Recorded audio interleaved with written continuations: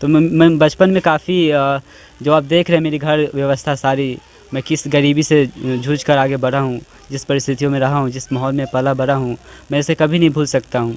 काफ़ी दर्दनाक रहती थी मेरे लिए। जब मैं याद करता हूँ, जब मैं छोटा था 5 साल का या 6 साल का, तो उस समय ये घर भी नहीं होती थी, उसमें हमारे फूस का मकान होता था। उसमें बारिशों में अगर देखा जाए तो बारिश होती थी तो छत से पानी इतनी चूती थी कि आप सो नहीं सकते हैं अच्छे जगह से। नमस्कार, बेबाक मीडिया नेटवर्क से मैं विकास कुमार। आज मैं मौजूद हूँ पटना ज़िला के फुलवारी शरीफ के गोनपुरा गांव में।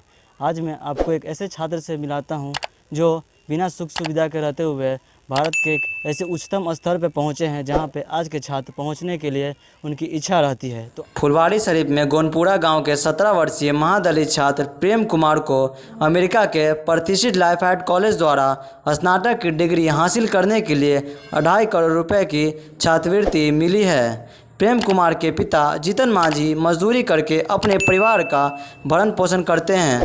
प्रेम अपनी 5 बहनों में इकलौता भाई है। प्रेम कुमार ने वर्ष 2020 में शोषित समाधान केंद्र उड़ान टोला दानापुर से मैट्रिक पास किया है और इसी कॉलेज से उसने 2022 में साइंस मैथ पेपर से इंटर की परीक्षा दी है। वर्ष 1826 में स्थापित लाइफहाइट कॉलेज को लगातार अमेरिका के शीर्ष 25 कॉलेजों में स्थान दिया गया है। इसे अमेरिका के हिडन आइवी कॉलेजों की श्रेणी में गिना जाता है। प्रेम भारत में ऐसी उपलब्धि हासिल करने वाला पहला महादलित छात्र होंगे। इसके अलावा वह दुनिया भर के 6 छात्रों में से एक हैं जिन्हें लाइफहाइट कॉलेज से प्रतिष्ठित डायर फेलोशिप प्राप्त होगी। तो आइए हम जानते हैं कि इस सफ़र को पहुंचने में उन्हें किन किन कठिनाइयों का सामना करना पड़ा। पहले प्रेम जी, आपको इस मुकाम के लिए बधाई हो। मेरा आपका धन्यवाद इसके लिए। मैं काफ़ी खुश हूँ और मैं इसके लिए काफ़ी खुश हूँ और मैं चाहता हूँ कि मैं इसे बरकरार रखूँ।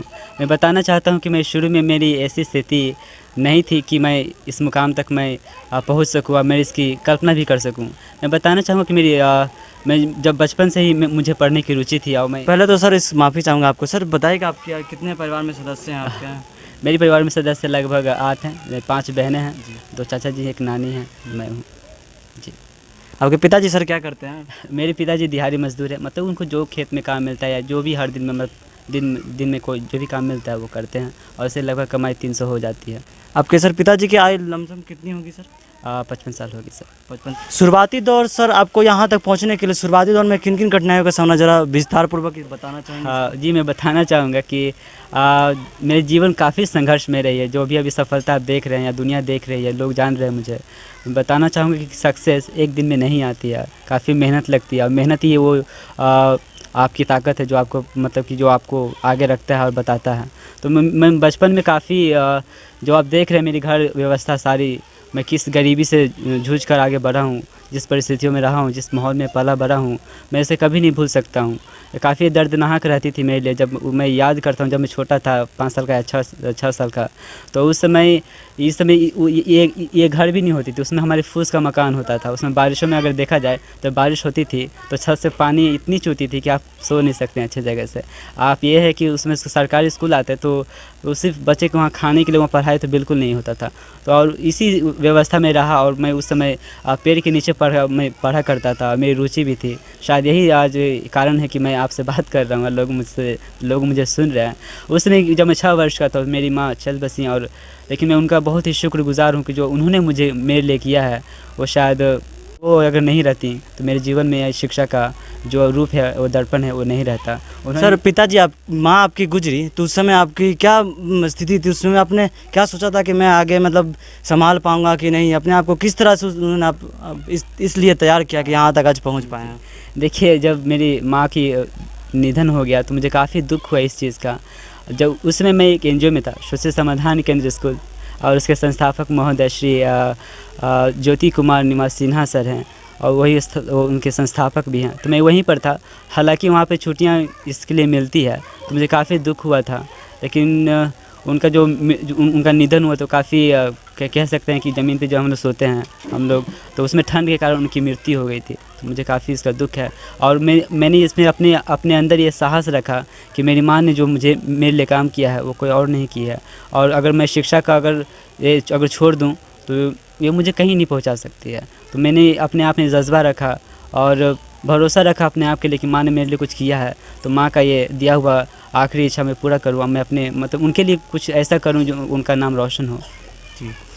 सर जो आपने ये बताया अपने बारे में, तो जिस समय आप इस खबर आई आपको, उस समय आप सर कहाँ थे, और ये सुनने के बाद आपके हृदय में, आपके मन में क्या विचार आया था इस सुन करके? जी मैं बता दूं कि जब उस समय जब मेरी ये रिज़ल्ट आया था, तो उस समय मैं क्लास 12th में था और मैं अपनी फाइनल एग्ज़ाम का मैं तैयारी कर रहा था। तो उसमें मैं क्लास में था, लैपटॉप पे मतलब कि जो संस्था है वो मुझे दी थी और उसे मैं पढ़ रहा था। तो साथ में मैं पढ़ने के साथ मतलब कि हर दिन मुझे चूँकि मैं बाकी कॉलेज 20 कॉलेज में अप्लाई किया था, तो बाकी सबका कॉलेज का भी अपडेट मुझे आते रहती थी, इसलिए मैंने गूगल अकाउंट में अपना खोल कर रखा था, ईमेल आईडी खोल कर रखा था ताकि मुझे अपडेट मिलता रहे। तो मैंने देखा और जब अपडेट जो पॉप इन हुआ स्क्रीन पे, तो मुझे लगा कि कुछ आया है। तो देखता हूँ तो देखा कि you have an update for Lafayette college. तो मैंने प्रोफाइल खोला, काफ़ी मुझे खुशी हुई, लेकिन एक हृदय में तो धक धक होती है वो मुझे हो रही थी, क्योंकि अभी बाकी 19 कॉलेज से काफ़ी रिजेक्शंस मुझे मिल चुके थे। तो काफ़ी मेरे लिए मैं सोच रहा था कि भगवान इस सच ज़रूर होना चाहिए।